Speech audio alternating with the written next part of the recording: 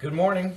This is me speaking to the sermon-based groups that are going on, and just going over the questions real quick, trying to give you a heads up of maybe some insights that I went through.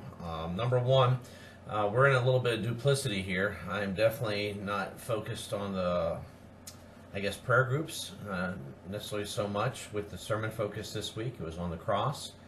And up until Easter we only have a couple more circle maker sort of focuses coming up anyways. So the very first question is geared towards the prayer, 40-day prayer, and it's an introductory question for the video.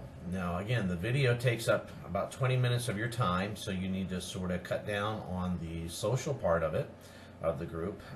You have to cheat a little bit. And so don't let it go the full 20 or 30 minutes. At 15 minutes, I would start the video. And you really don't need to touch this. If they've done their questions, they've had their own introductions. I don't think it's a need to go over the Joshua 4, 1 through 7, as it's just a prerequisite for the video according to what the book asks for. All right, and so that, and then there's another question I have. How is God working in your prayer circle on the back? And so those are two questions that involve the prayer circle. I don't know that you need to focus on that, but if you think you do, or you want to do something in the book, people have questions, they're talking about it, it's just good to dialogue a little bit on the prayer circle to keep people focused and going, because we're getting ready to finish that up. As far as the second question, what does the Bible say about joy? This would be an excellent thing, I think, for you as a leader, if you feel led to introduce as a question to do. And I would read each passage individually, have people read them in their Bible. Number one, you want to make sure people are focusing on the Bible. I know there's sort of a tendency at times to do everything but the Bible in the groups, and once in a while, we got to make sure we include it, okay? And so basically it's just a reflection, make some assessments about joy. And so they're sort of reading these scriptures and making assessments, so you can read them out loud, and even those who maybe didn't do this will then have opportunity to participate in the discussion about it. I think it's good as we just think about the overall biblical principles of joy, which are far different than that of happiness of the world. And so I think that would be an easy one. True or false, joy is a component of our faith, so the lack of joy is a lack of faith. Well, that's a tough question, isn't it? It means that's a good one, right?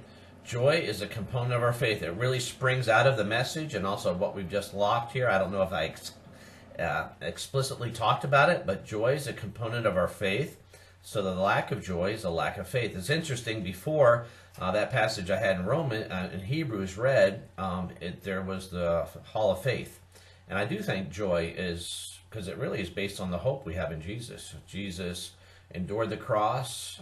He was anticipating joy because of the hope that's provided through what he was doing. And so our hope is the same way. We may have to endure things, we may have to go through, but we should have joy because we're anticipating what's going on. So there's anticipation of joy, but also I think joy in doing it because we know the outcomes are good. All things work to good are those who love God and are called according to his purposes. All those sort of scriptures help us with that. So anyway, so that's a good question. Joy is a component of our faith, so the lack of joy is a lack of faith. Now, people will look at that differently than I do, and that's why it's a good question. So I don't know if it's explicitly true. I would lean in that direction, but somebody may make a very valid case that it's false. All right, in that. These are three things that I talked about looking into others.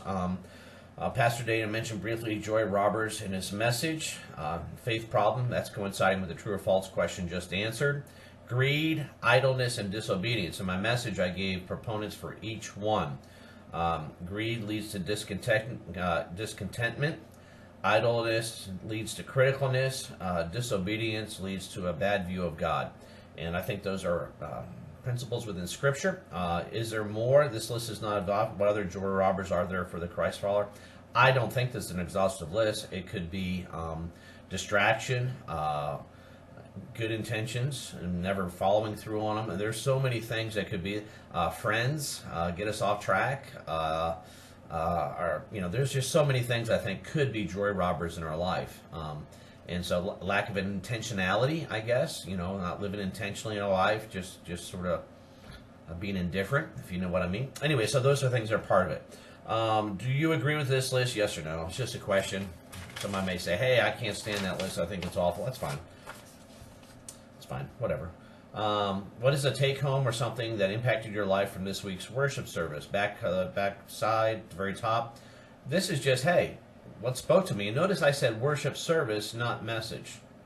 Okay, so make sure they understand that if you talk about this question. It's just not the message, it's the worship service. To come to church and leave with nothing is a waste of time. So I think it's there. People want to find it. It could be many things involved in that. Looking out to others. How does joy or lack of joy affect Christ followers' mission to seek and save the lost? I mentioned my bad experience in Kroger's. Definitely those people have been, I guess, influenced by the lack of joy that Christians have. Also, if we have joy in something, I guess it'll also increase our passion, won't it? Don't passion and joy relate to each other as far as seeking and saving the lost? All those things matter. What are the next steps in your group project and what needs to be done? We're all working on projects. What are the things that need to happen in your project coming up or just finished, or recap, wherever you are, whatever you're looking at?